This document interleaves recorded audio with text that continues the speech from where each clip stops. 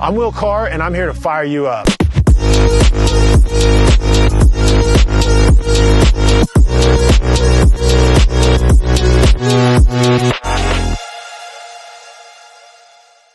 Hey everyone, I'm Will Carr. This is the Will Carr Speaks podcast. Excited to have another really fun guest here with me today. I got my dear friend Travis Myers, and we're gonna get into it. We're gonna have some fun. We're gonna talk about a few things political. We're gonna talk about a few things local to Jefferson County in Colorado. Woo. Just being dads, and we're gonna get into life and have some fun with it. So.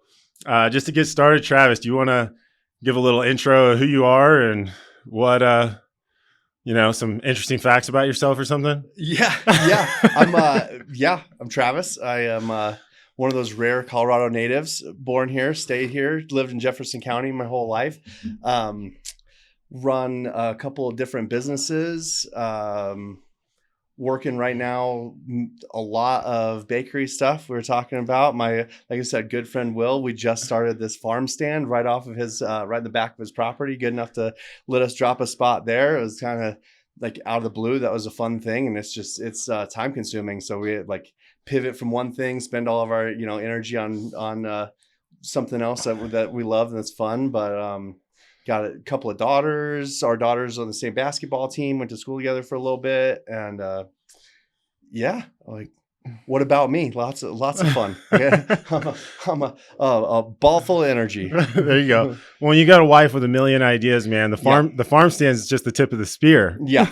Yep. We started out with the real estate. We started our real estate investment business. And then that has been so nice and so strong that we have to pivot into something. So then we took some money. We can get into a little bit deeper later, but we took some money and put it into athletic apparel, and not the best idea because it's super saturated, but you learn a lesson, right? Yeah. And then we pivoted into, we literally just had this idea. I would put your bars in my welcome boxes for residential communities. You go and I'm selling boxes to property managers that they give them to their residents as a welcome gift. It's a luxury box. It's really cool. It's a 5-star review in a box, I call it. Okay.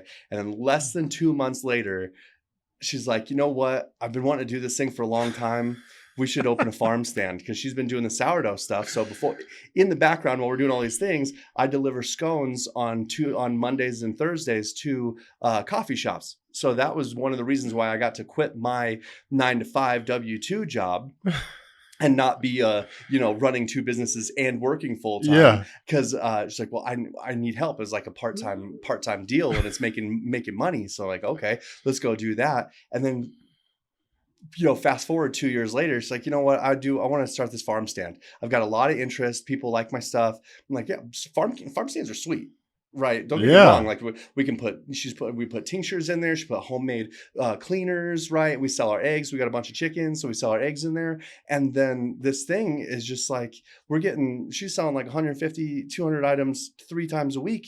I'm like, oh, you know what? Yeah. I don't have time. I don't have time to go cold call my old friends in the apartment industry to go sell them these boxes right now. So luckily we're not putting anything in there that's like, has an expiration date, right. So we'll pivot back to that hopefully in a couple of months. But right now, like I spent last night, we were up until like 9 o'clock, 10 o'clock at night, up at 5 a.m. baking, and like 10 o'clock at night, stuffing bread into bags for this farm stand to open up this morning. But it's awesome. It's so much fun, man. It is so much fun watching her, her excitement and coming up with new things. And I don't know if you saw this morning, but she was like, hates decorating cakes, hates decorating cookies. But I would never guess that, as much as she has decorated cakes and cookies in that farm stand. Yeah, she's like got these Christmas trees on this cookie, just it was beautiful, dude. I don't know. And then like somebody like, hey, can you guys make some cookie decorating kits for my kid's birthday party, which is tomorrow? I just went and dropped them off. She was like, yeah, I guess that's a new challenge. I don't know. And then she like gets this Grinch mold and is like decorating. It's just so cool. This kid's gonna love his birthday party. Yeah, tomorrow. That's gonna be awesome. Well, you just threw out like 4 different businesses in that like Yeah. quick It's little spiel there. It's a small business ADHD Yeah. is the problem. Yeah. Well, let's break them down maybe kind of one by one. Sure. First, I want to get into the subscription box business that Yeah. you're doing for real estate, like large apartment complexes and stuff. Let's kind of talk about that because I think this is a really cool concept. Yeah. Remind me what it's called? It's called Pad Pack. Pad Yeah, Pack. the pack for your pad. Okay. And is that the website? Yep. Pad Pack? Yep. Padpack.com. PADpack.com. All right, Yep. cool. Yeah. That's because I love this idea. I think this is super great. So let's kind of get into that and exactly what you're doing. So, I mean, to give a real simplistic idea of this, you're putting together this box that has several different products. Yep. And anything from like toiletries to food, Yeah. just kind of like a starter pack of Yeah. you just moved into a new place. And these are kind of the initial things that you need. Mm-hmm. But kind of tell me how that business got started and kind of what inspired you to do this. Cause I know your long history as a real estate investor definitely played a role in that, but Yeah. let's talk about Pad Pack. Tell me more about it. Yeah. So my most recent W-2 was with a real estate management company as a third-party managers. I was a regional manager. I had a team of 7 property managers underneath me and just over 1,500 units. Okay. And the biggest complaint that I get from owners, because we're a third party, they hire us to manage their assets for them. And the biggest complaint is, why can't we get people in the door? The answer is usually, well, because somebody got mad and gives us a bad 5-star review. Because everybody, before you go do anything, if you're going to plan to sign a lease for 12 months to move into a brand new apartment, you're going to go look at the reviews. Mm-hmm. And so you get one bad review from some person who doesn't like something that somebody did, one bad review. And just to break it down real quick, simple math, I'm not great at it, so I'm not going to use real numbers, but one-star review combats 4 5-star reviews, right? Mm-hmm. That's the same level. Okay. You're right. So I came up with this idea and I'm like, okay, property managers, my team, what can we do? How can we do? Well, the easiest way to get good reviews is on your brand new move-ins. Yeah. So give them, what sets you apart? Okay. Well, you need to give them a gift, right? If anybody's lived in an apartment before, have you gotten a gift right when you moved in? Okay. Is it a magnet? Yeah. Right? Is it like a gift card to the coffee shop? No one ever even gave me a magnet, exactly, man. Exactly. Right. So I'm like, I'm kicking around this idea. Like, I'm just like, okay, well, what's the easiest way? Okay. Well, we just go give it to them, but they're not, their property managers are so busy because they run, it's a completely unique business where they run a business where they're selling a product where they also work. Right. Yeah. Like, so their customer is right down the hall and they can come if there's a problem, they come and bang on that door and every single emergency is always right in your face. So they don't have the time. So the idea was to get them on a subscription model. I sit down with them and they budget for how many move-ins they have in a year each month, 10 in January, 12 in February, 15 in March, whatever. So we go and we put that on a subscription basis with a 30-day out where I just go, they sign up and I go deliver them that many boxes each month. On the first of the month, they're ready. And like I told you already, nothing in there expires. Yeah. And like you said, we've got hilarious toilet paper rolls and like a toothbrush that already has the powder on it. Basically, like you said, all the things that are packed away in a box so you don't know where it's at. Yeah. In a very nice luxury magnetic box that pops open. Anyways, it's super cool. We go and professionally curate all of the items that are in there. Local stuff, like obviously we got your bars in there. We got popcorn guys. We got candle makers. We got somebody who's making blankets, like just cool stuff like that. So that's kind of the idea of where that came from. We're trying to fill that need to help the business. So if you get every single person that moves in to give you a 5-star review just because of that thing, you're going to combat all of the 1-star reviews for an entire year. Totally.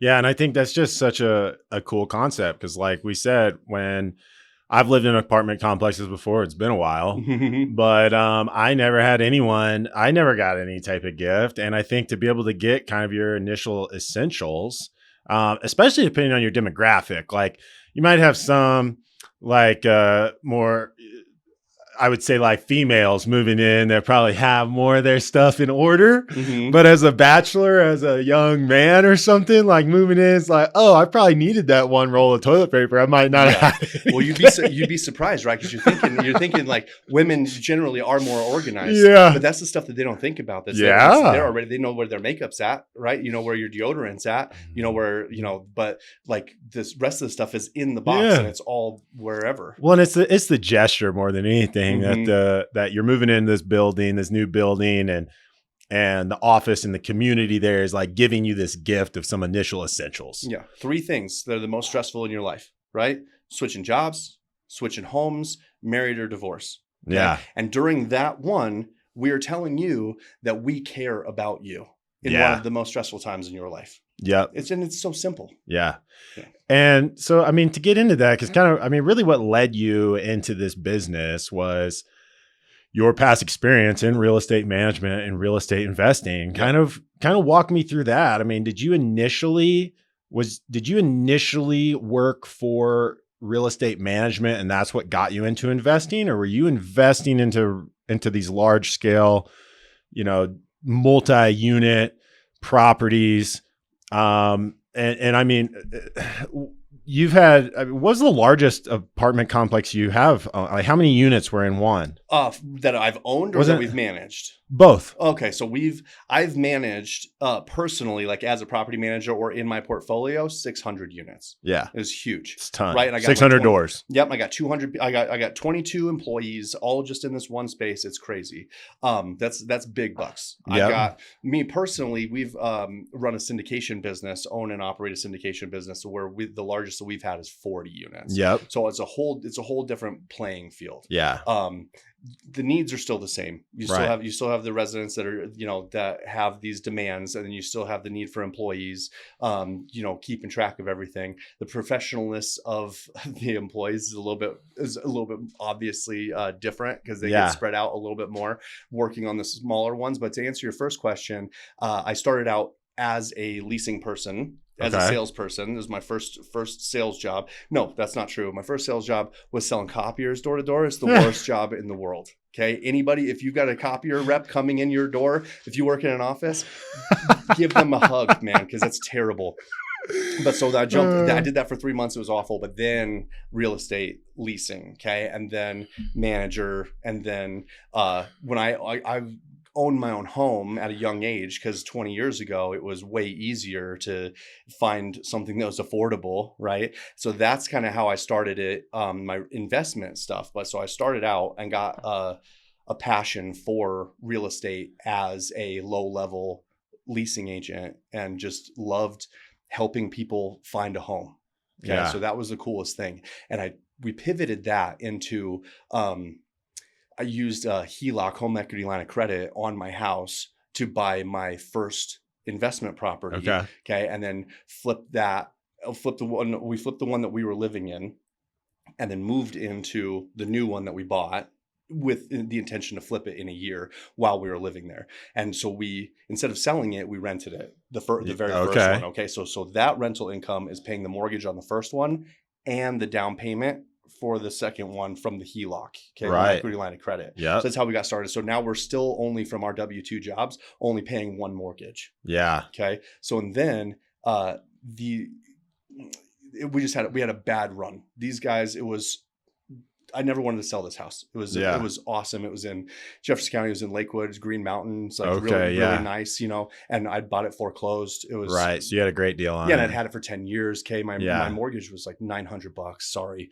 That's like unheard of. You can't get anything under $2,500 a month now. But anyways, the tenants that were in there just wrecked it. And they were calling me every other week saying we got problems. And that crushed me. So I promised myself that I would never manage another property again that I had put that much effort into. Right. So that's how, because you had an emotional attachment to it. Yep. And so that's how, so luckily enough, we had enough time and equity in that one to just sell it outright, buy another one to do. And then this one we sold, the one that house number 2 we're living in, flipped it, sold it, and then moved into this one, and we did that 4 or 5 times before we moved up to Evergreen, be your neighbor, because our daughters were starting kindergarten, and we didn't want to keep moving around. Right. You wanted to put them in somewhere stable. Yeah. There's your timeline. Right. So then we pivot that from the house that we sold, took the income that we made there, and then went and shopped in different markets. And that's where something I learned too from being a middle manager at this very large property management firm, is where to hunt for places that have high rents and low cost of housing. Right. Okay. So it's all about the ROI. Exactly. And so you've got apartments.com every year is the easiest way to find it. They go and print out a market list of the highest rental increases. Okay, so you don't want to look at somewhere in the top 10. You want to look somewhere in the 20 to 30 range. Like at the time it was Kansas City. Right now it's St. Louis, Indianapolis, Canton, Ohio for some reason, not Cleveland. Charlotte, North Carolina. Okay, so those are places where the cost of rent is higher than what your mortgage would be. So that's where you're seeing a return. You don't want to go to Phoenix. So you're like, oh, the Phoenix market's booming. The Denver market is booming. Seattle market's booming. You can't go there because you can't afford there. Right. And the rent, even if it's high, you can't. Your ROI, your cap rate on that property is going to be terrible. Yep. Vegas. Yeah. Okay. Vegas happened over like a 5-year period. Ask anybody who's from Vegas. Like, I have no clue what happened. They basically just got forced out in 2015. Interesting. Yeah. But anyways, so we ended up took the income from the last property that we sold and ended up buying a total over 2 years of 14 houses, single family houses in Kansas City. Yeah. Yeah. Wow. So, and then at the same time we were doing that, we found, so again, another pivot, but still in the real estate realm, is the program Bigger Pockets. I'm sure people have heard of this one. Yeah, I'm sure a lot of people are familiar with Bigger Pockets. They have a community where we found investors to buy into some more single family houses. And we're like, oh yeah, we need to do this on a bigger scale. So we found a few more investors, got everybody together and bought that 40 unit deal in Indianapolis. Wow. Mm-hmm. Yeah. And that's where that one's currently under contract. Nice, man. Yeah. Congrats. Yeah. That's great. Yeah. So with that, you talk about all these, 600 doors that you've managed. Yeah. Several single family homes and as big of a unit as 40 doors in one that you've personally owned and you're in the process of selling. Yep. Talk to me about where the real estate market is right now. I know we've had a lot of conversations off camera about this, but let's I want to hear your thoughts of, obviously we're at a very interesting time in the economy. Yeah. The housing market is the highest it's ever been. The median income to the median home price is the largest gap that we've ever seen in history. Yeah. Much larger than even any time in the late 1920s and 1930s. Obviously, for anyone listening, that was the time of the Great Depression. We're in a Great Depression right now, even bigger, but they didn't have trillions of dollars worth of credit card debt in the 20s. That's a very good point. So back then they didn't have, there were no HELOCs. Yeah, right. There were no credit card. I mean, I think consumer debt right now is up to just close to 1.5 trillion just on credit cards. Yeah. So we're talking never in the history of the world and more microcosm, never in the history of the United States has there been a point where not only do we have so much national debt, $38 trillion plus at this point, but consumers between credit cards, between car loans, between their home loans, there's never been a point in history where there's this much debt in the system. Yep. So from someone who has real hands-on experience and seeing this from the inside, what do you see? I mean, we have interest rates around 7% for homes right now, possibly even more. Like when you're talking about, it's the lowest. Yeah. When you're talking about large scale apartment complexes or commercial buildings for offices, tell me kind of what you're seeing as far as what is happening to the value of and where do you see the real estate market being in a year or two from now? Oh my gosh, that's so hard to predict, right? Because there's like you said, there's so many things that are happening, and so many things that happen. The federal government, the Fed, with the interest rates, how much money are they going to inject?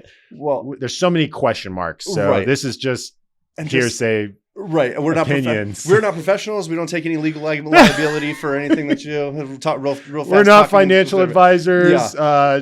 We're just a couple degenerate friends who love to speculate. Sit around speculating. Yeah. Well, first the idea that one person and the Fed get to decide what the interest rate is on a national debt that the government is paying daily, monthly, is completely ridiculous. We'll just throw that out there, first of all. But some of the idea, like President Trump throwing out the ideas of a 50-year mortgage, like the 30-year mortgage is only like 40 years old or something like that. Right. Like it's not. Some people who got the first one might have just got done with theirs, like, oh yeah, let's increase it again. And that is just the worst idea as a homeowner, as anybody who would be looking to invest also would imagine, because you're already basically paying double at 7%. You're almost paying like 70% plus of what your home value is in over the course of that 30 years. Yeah, so let's just kick that up another 20 years, right? That's just a terrible idea. And when you're talking about real estate investing, okay, so if prime's at 7, which I don't even know what it is right now, because I'm like, I don't even want to look, right? Like it makes me sad, but it's around there. Yeah. So if you've got a 800 credit score, the best you're going to qualify on your first single family home that you're going to live in is probably about 6.25. Okay, not great, but doable. How many people have 800 credit scores? Yeah, 750, 725 is what it's got to be, over 725 to qualify as a great credit score. Right. Okay? So now you're good. You got a good credit score. So now you're going to be in the 7s. Well, most of the first time buyers don't have any credit scores, but you know what they do get? They get a low down payment.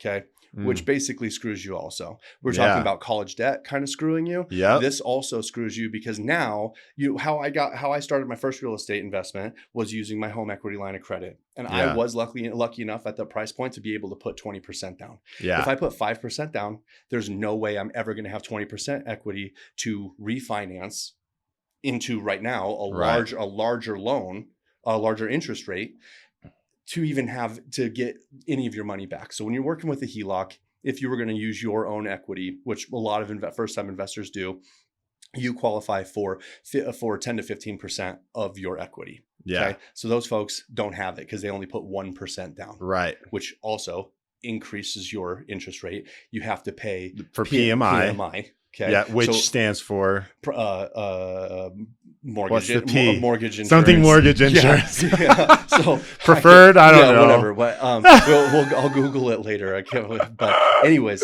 again, so more money for nothing. Yeah. Right. Because that's complete. What happens if you fail on your mortgage payment? Right. They foreclose on you. Yeah. The bank gets your house anyways. So why are they taking $300 to $500 a month extra? Of your mortgage insurance, whatever the P stands for.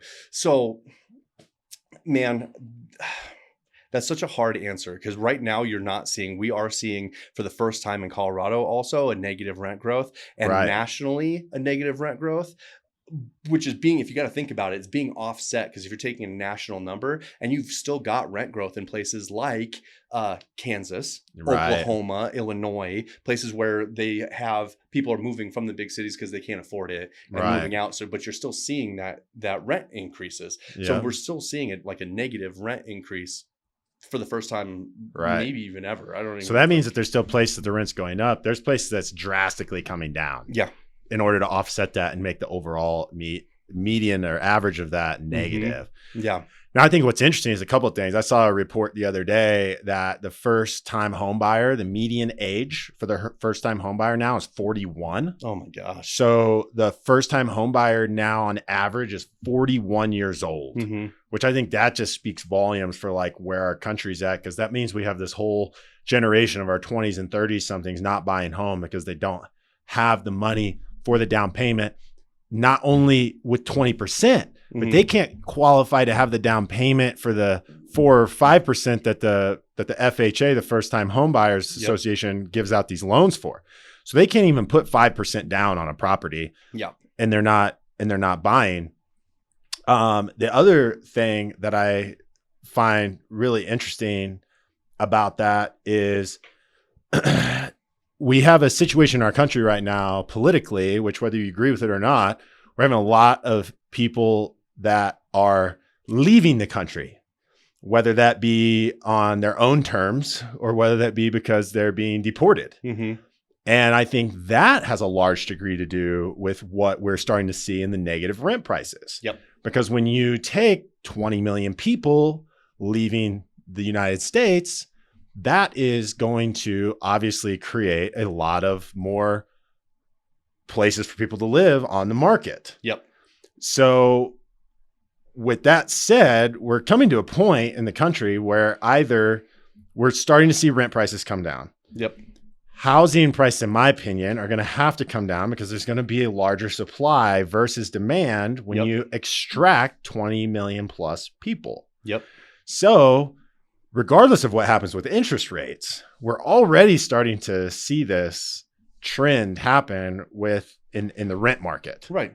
Well, and because of COVID also. So two things I want to touch on that making it worse to help make your point. Yeah. Is that because of COVID also, people couldn't leave their homes, let alone put them on the market and go look for new homes. So Right. so the ones that were on the market inflated those house prices like crazy. That's Right. that's why we're at where we're at. We're seeing 3 to 5% growth in home prices, and from 2019 to 2023 it was like 12 to 15. It's A never year. happened before. It's crazy. Yeah. Yeah.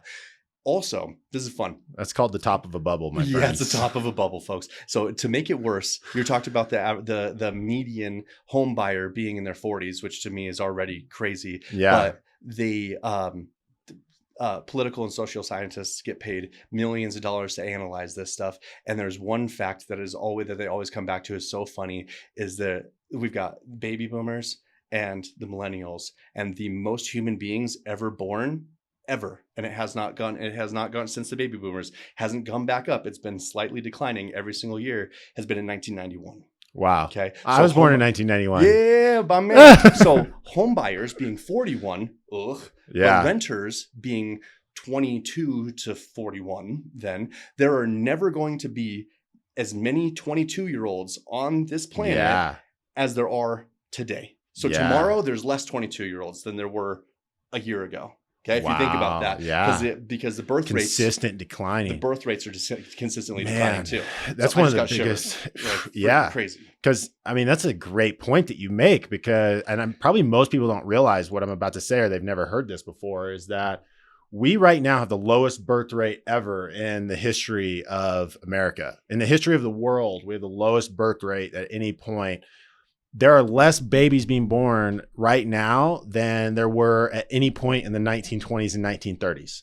So we're talking about a lower birth rate than at any point during the Great Depression. What we need more than anything is more babies. Yeah. And more population, because you talk about it from a real estate standpoint. Yeah. I do see it as a huge issue, because you're right. There's going to be less and less and less demand. But also I was talking to someone in higher education the other day that works at universities, and they were saying that there's a big concern that like up to 40% of the colleges in our country are going to have to close their doors. Yeah. Because there is just not going to be enough kids to fill these campuses. Even if that changed today, they wouldn't be able to fill those campuses. You're No. talking about for 20 years. We're talking Right. about a 20-year issue. Yeah. That even if it was solved today, 20 years from now would Yeah. be the first time it would be resolved. Right. But even then, Crazy. the world's going to be so different, man. I mean, you and I, we both have 9-year-old daughters. Mm-hmm. And we look at the world and how it's going to be for them moving forward. They do. Well, let me just ask this way. Do you even feel like you want to promote college? No. Yeah. No, 100%. Yeah. Anybody like, and I'm hearing this from high school teachers, also Yeah. high school counselors. Like, they used to just push it. You have to go to college. You Yeah. have to go do this. And now it's like, I know people that go get a loan for one semester of college, and then go get another loan for the second semester, and then go let another loan for the third semester. And those rates compound. Okay. Yeah. It doesn't get looped back in. I'm talking about 8% on 8% on 8% on 8% on 8%, and like working on a 32% loan. Anyways, even if we're taking out the financial aspect of it, because they pushed so many people into this big business of going to college to get this piece of paper, Yeah. it has completely watered down its credibility. Mhm. Right? Like, I went to the university, the Denver University, one of the most prestigious schools in Colorado, if not Yeah. the most, for art history. Yeah. That was your degree? What? Not me. Oh. Not me. I went to Metropolitan, one of the cheaper ones, and got my degree in communication because I just needed to go. MSU Roadrunners. Yeah, There you go. Baby. Again, because I played baseball at Northern Colorado for a little bit. Anyways, I was on the club team, so not like it was like JV version, but screwed around too much and then had to go. Anyways, doesn't matter. But I got my piece of paper, right? And you know what I find out as I go looking for jobs, what do they want? Experience. Yeah. Right? But you don't have enough experience, right? But a degree is required. So how am I going to get experience if you don't ever get me experience? So like, go get a trade. I'm with you. I feel the same way as you. Yeah. Go learn a trade. Go get a job when you're 18 and figure out what kind of industry you want to be in, and then go figure out a need and start your own business. Yeah. Fill a need. Find a problem. There's nothing that these young kids can learn that's more important than critical thinking and problem solving. How to look at a problem and critically think around how to find a solution for it. Yeah. Because we are moving into this world where robotics are going to take a large portion of these blue collar jobs. You're not going to need. Yeah. AI is going to take a lot of even your more administrative desk type jobs. That creative jobs. I want to think that there's still going to be this need for creativity from humans. Yeah. But as someone that has their own business and has to market, I already use AI tools for content creation. And that is just only going to become more and more and more because sure, there's this need for the human component to think creatively, but AI has gotten so good already. So for our young girls, it's like the only reason I would tell my daughter to go to college is if she's getting a full ride scholarship to play basketball or volleyball. Yeah. And it's like, well, you're not having to pay for it anyway. Yep. And you're going to have this experience playing sports. Yep. But I even question, what is that experience going to look like? Because right now we're our daughter's basketball coaches. Right. And that's super fun. Like for all the people out here, like, Travis and I love coaching our daughters in basketball. It's so fun. We're going to be good this year, man. We got second place last year. Might be the best I think we're going to /5th grade basketball team. We're going to make a run for the championship this year. Let's go. But to even think about them at the college level, we talk about like how are these colleges even going to keep, are there really going to be, and I want to think there's still going to be a big college sports scene because it's so fun, but it's really hard to know what that future is going to look like for them because we are basically 2026, 5 years from now, 4 or 5 years from now is 2030. And the way the world is going to look like by 2030 is going to be so drastically different than it looked in 2020. We're already starting to see that, but it's going to accelerate even so much faster. Yeah. I don't really have even an answer for how we try to guide them and direct them. Right. There's so much going on politically right now that you just teeter at any moment. So we literally don't even know. Same thing back to the investment question. What's the housing market look like? It's like, we're waiting. We'll know a lot more in 18 months. And anybody who tells you that the rates are going to go down and the housing market's going to go up, they don't know what they're talking about. There's no possible way because like you just said, we just described 15 different reasons why we've never seen this before. Right. Like real quick, like you said, touch on like the college athletics with the NIL and the portal situations. I just saw in Oklahoma, they start giving high school kids NIL money and they're doing it in South Carolina. Wow. For high school kids. Like, so that could change everything dramatically. We're in a whole different era of being a parent and raising children. It's like, I mean, everybody does, right? Yeah. When technology is new in the 80s, they're trying to raise kids like us that are like got the internet and we're like, no, I know more than you because I've got Wikipedia, right? And you had to go get it from an encyclopedia. Yeah. So, but yeah, it's crazy. Man, dude, I watched this interview, Joe Rogan, the other day. He was interviewing I can't think of the name. It's the CEO of NVIDIA. I should be able to know his name. I follow this stuff enough. But he was saying that by 2030, 90% of education and learning will come from AI. Yeah. So what that even says to me is, what are schools going to look like? Our daughters are in 4th grade right now. What are schools going to look like by 2030? Are there even going to be teachers in classrooms? What are they doing right now? My daughter just came home and told me that we're working on homework, and she's like, "Oh yeah, I just did an IXL, which is a program, which is an educational program Yeah. that homeschool people started Right. to teach her a lesson." So like, what is the teacher doing? And we could talk about this. That'd be a whole different thing. Like you and I are on the same page of this. But think about like you're going to the hospital and your doctor is 27 years old, fresh out of doing all of his med school and stuff. Where did he learn his stuff from? Where is he writing? Did he write his papers, or did AI do it and he just messed up the words? Like, where are they? Can we trust the education that is coming? And like as an employers, as small business owners, like we go to hire people, even like at the high school level, they're just graduating from high school. You got your degree, which basically also means nothing because we know that they're not holding anybody back. Raise your hand if you've talked to any parent whose kid got held back in the last decade. Yeah, they don't do it anymore. So you got your high school diploma. Good for you, which is also now basically meaningless. We can thank George Bush and No Child Left Behind for that one. Yeah. And obesity. Let's give them that. You took away daily PE, George Bush, to get kids in the classroom more. So now they can either pass or fail a test that decides how much public school fund or how much public money the schools get. But my kids run a lap twice a week. Right. Like, it's insane. Dude. Yeah. Come on. Yeah. So we hate on all political parties here. Yeah. We're not there's no bipartisanship here. We hate both sides.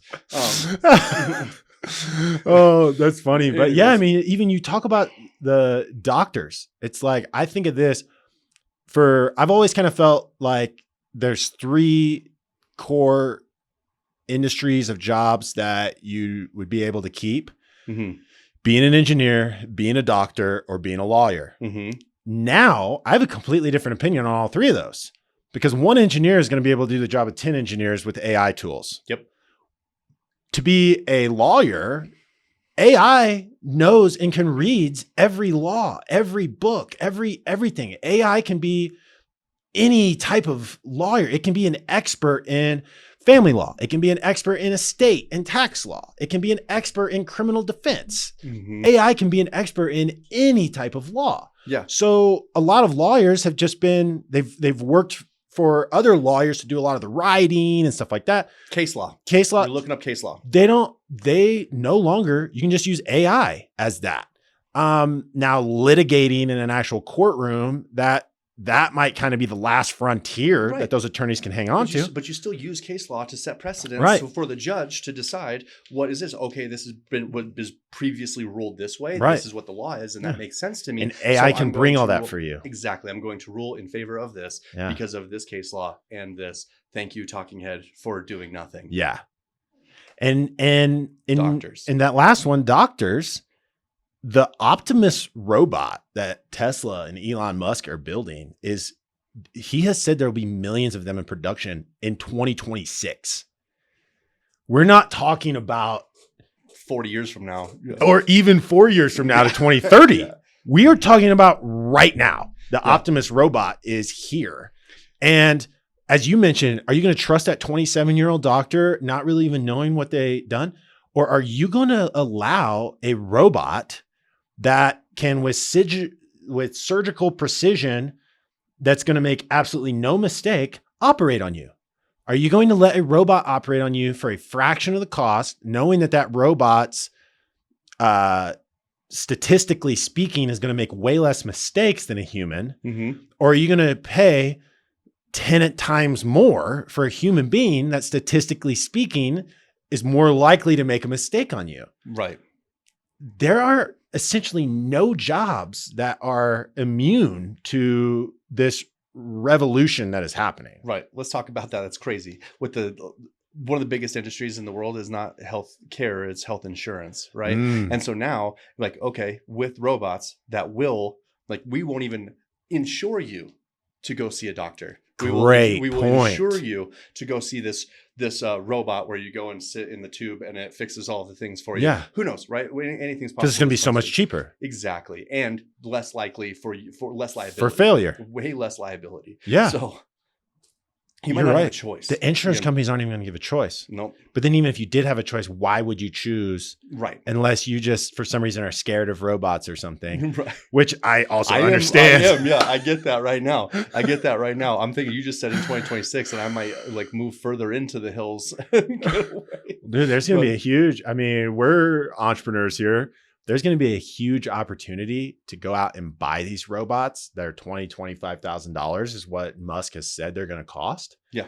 Knowing that the ROI that you're going to get on those to be able to do labor and other jobs, you're going to make your money back in 18 months. Yeah. And then from that point, it is just profit. Yeah. And some minor maintenance on these robots. But then they're only going to get better because you're going to upgrade the AI. They're going to upgrade their chips. Like, yeah, go buy 10 of them, and then you've got a whole cleaning fleet to go clean Airbnbs. right. Right. Like now that's just part of what happens. Like here's your cleaning robots. Here's your window washing robots. Here's your dog poop robots. Like, Yeah.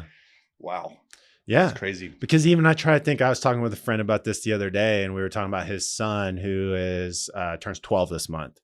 And we were talking about like what direction he's trying to push his son into. And he's like full blown, like, and this guy has an incredible job, done sales his whole life, really good at what he does, but he's pushing his kids into this much more blue collar type environment because, he thinks the construction and the plumbing and all that stuff. And although I do think that those are somewhat more immune than the desk jobs that are initially just taken by AI. Yep. Robotics is going to do that too. You're going to allow a robot to come in and fix your plumbing because they're going to do it for a fraction of the cost than the plumber. Yeah. Because we also have this shortage of electricians. We have this shortage of blue collar people. And so right now they make big bucks because there's not many options. Right.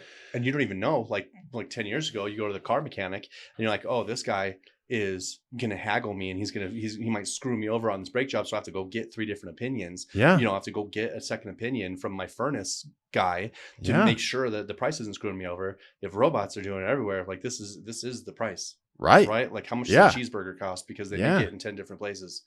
Yeah. Which goes back full circle. We're about to see, in my opinion, everyone, and I'll say the reason I'm so convicted that I'm right about this is because everyone is going to tell me that I'm wrong.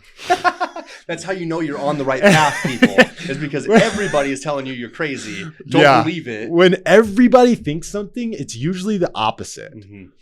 Everyone right now talks about inflation. Yes, there is a reason to talk about that and understand that as the money supply increases, there is inflation. But we are about to see one of the most massive deflationary cycles. I will go on record saying this. We're about to see one of the most massive deflationary cycles ever in history, which is what is going to cause something far greater than what we saw in 1920 and 1930, because we're going to see asset prices completely crash, which is going to be good for people who need to be able, like the young people that want to buy a home. When the housing market comes down 50%, they're going to be able to afford that home that they couldn't in the past. And it's also going to be, because of robotics and AI, the cost of labor and the cost of things to be done are going to be so drastically decreased. And so we're going to see this deflation, not because the money supply isn't increasing, but because the cost of goods and the cost of labor and the cost to get things done, when the semi truck can now drive across country, essentially like a drone without a driver, the cost of those transportation is going to come down. Like so many things are going to go into this that are going to drive prices down. And we started this conversation talking about real estate, but I think all of this stuff is synergistic in why the cost of things are coming down. That's also known as a collapse. So big time. Yeah. Big time. And then we need to put laws in order that are happening in some states, like do not allow foreign entities to buy property. That'll make a big difference, because if everything drops down, the US dollar drops way down and the housing market drops way down, well, we've got China, Canada, whoever wants to come in and go start buying up stuff. don't allow major corporations to buy single family homes. Yeah. Right. You have to do stuff like that. Yeah. But then back to the reason why prices are dropping, the value of stuff is dropping.